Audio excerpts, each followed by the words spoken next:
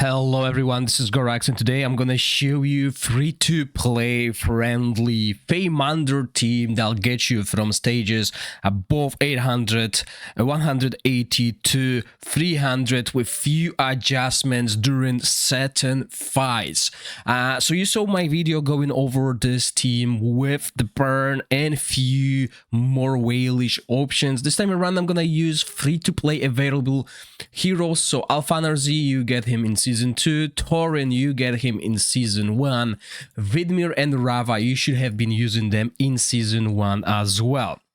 The only thing you might be lacking, but is quite crucial, is Ripekas. However, if you're in Season 2 using all your summons and you still don't have Ripekas, that might mean you are a new player, as Ripekas was quite easy to get back in older seasons. If you don't have Ripekas, you'll be missing on a lot of debuffs, but you can use even heroes like Euron. You can use a hero like Ardrev, basically any support tank that will either buff your team or debuff enemy team. So even heroes like Ergander are really good. Garika, as we'll have Alfanarzi as a main tank, you can move Garika around, but you have a huge choice of supports to use that help you with this Feymander. Okay, so first things first, builds. You want Holy Hunter set on anyone that deals AoE damage and is not your main damage dealer. The reason for that is this set, whenever we deal damage, we have 20% chance on inflicting stun on the target, so the target can't cast anything.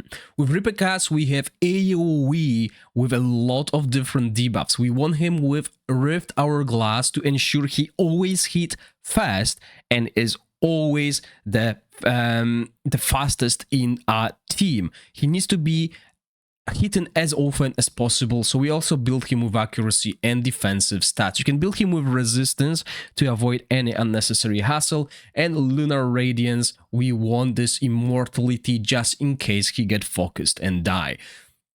Then we move on to Alfanarzi, who will be our shielder. Philosia will do way better if you own her, but he is a viable free-to-play choice as he will grant us damage increase, damage reduction, and also puppeteer sets, so our cooldowns are way lower.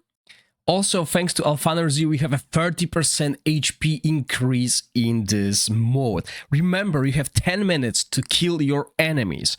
As long as you survive, you will usually outdamage them, so that's your priority, survivability.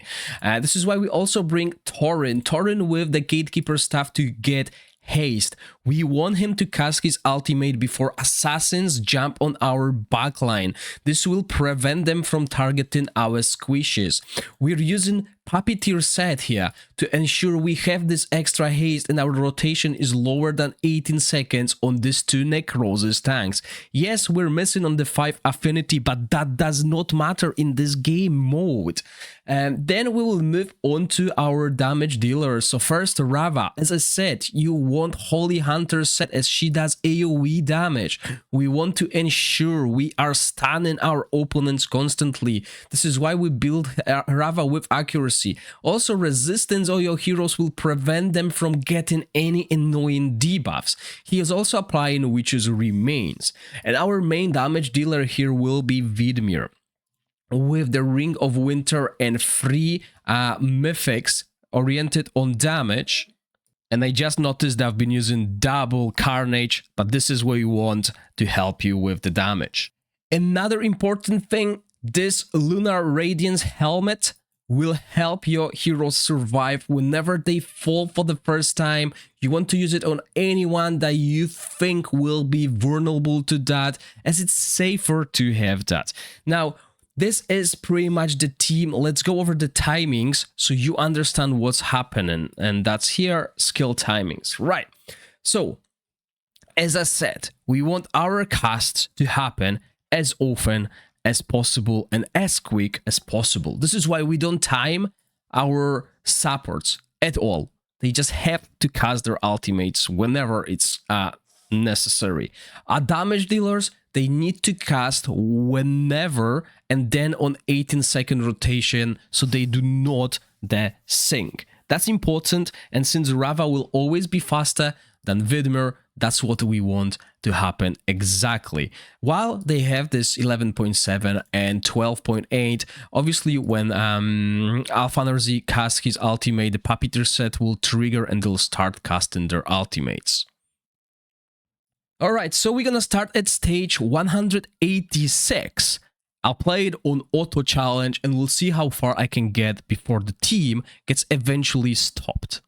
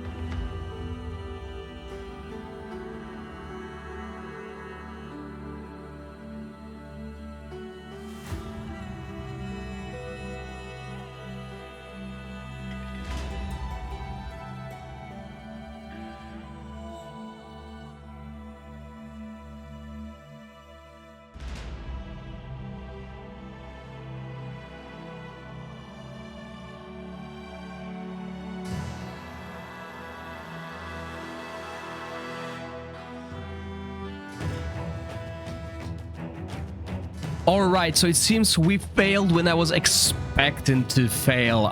So we will cover this team in the next video, as this one is getting pretty long. I'll tell you exactly what we need to adjust to beat this team, as Perkunta is a real monster in here. So once again, thank you all for watching. Hopefully this was useful to you, and remember, keep an eye on part 2 of this series, where we'll go to the next levels of the continent on the Feymander. Once again, thank you all for watching. Stay safe. Bye.